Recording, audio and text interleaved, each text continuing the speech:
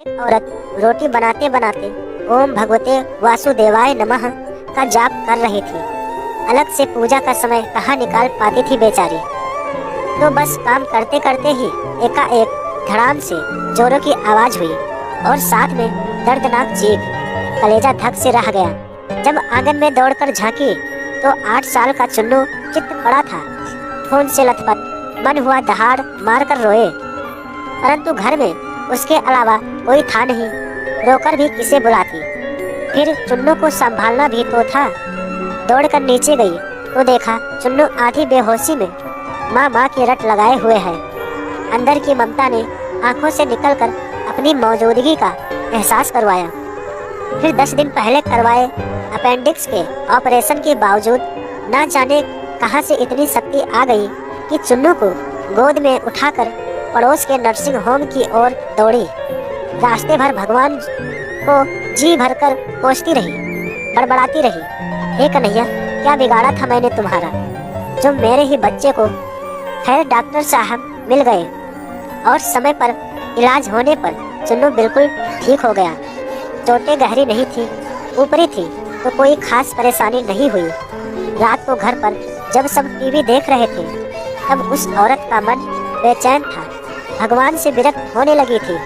एक माँ की ममता प्रभुसत्ता चुनौती दे रही थी। उसके दिमाग में एक दिन की सारी घटना चलचित्र की तरह चलने लगी। ऐसे चुन्नू आंगन में गिरा कि एकाएक उसकी आत्मा सिहर उठी। कल ही तो पुराने चापाकल का पाइप का टुकड़ा आंगन से हटवाया है, ठीक उसी जगह था जहाँ चिंटू गिरा पड़ा था। अगर कल मिस्त्री ना आया होता तो उसका हाथ अब अपने पेट की तरफ गया, जहाँ टाके अभी हरे ही थे। ऑपरेशन के आश्चर्य हुआ कि उसने 20 से 22 किलो के चुन्नू को उठाया कैसे। ऐसे वो आधा किलोमीटर तक दौड़ती चली गई। फूल सा हल्का सा लग रहा था चुन्नू। वैसे तो वो कपड़ों की बाल्टी तक छत पर नहीं ले जा पाती। फिर उसे ख्याल आया कि डॉक्टर साहब तो 2 बजे तक ही रहते हैं और जब वो पहुंची तो 3:30 बज रहे थे। उसके जाते ही तुरंत इलाज हुआ, मानो किसी ने उन्हें रोक कर रखा था। उसका सर प्रभु चरणों में श्रद्धा से झुक गया। अब वो सारा खेल समझ चुकी थी। मन ही मन प्रभु से अपने शब्दों के लिए क्षमा मांगी। तभी टीवी पर ध्यान गया तो प्रवचन आ रहा है।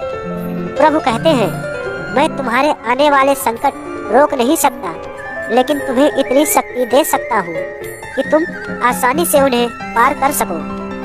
तुम्हारी राह आसान कर सकता हूँ, बस धर्म के मार्ग पर चलते रहो। उस औरत ने घर के मंदिर में झांक कर देखा, कन्हैया मुस्कुरा रहे थे।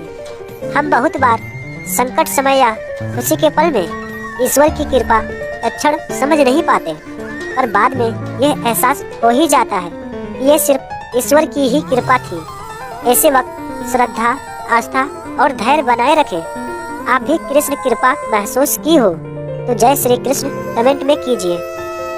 वीडियो पसंद आई हो तो जरूर अपने मित्रों, परिवार से शेयर कीजिए। धन्यवाद।